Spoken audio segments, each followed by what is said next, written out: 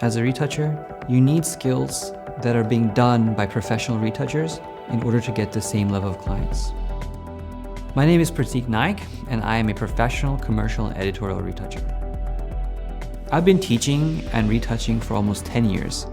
It's important for people to learn retouching properly because you're spending so much time looking at really bad tutorials, and the reality is there's a right and wrong way to do something.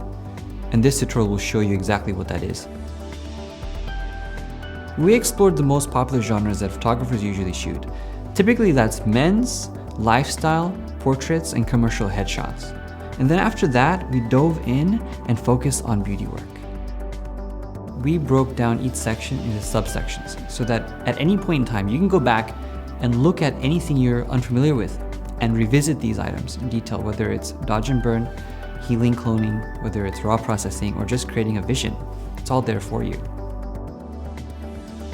Like the education that I received, it boiled down to seeing how professionals were working on an image and seeing how these high-end retouchers were executing the image that I would usually work on. How would they do it any differently than I would do it? Identifying exactly what's wrong with the image and what needs to be fixed and not fixed is more important than just learning techniques on their own.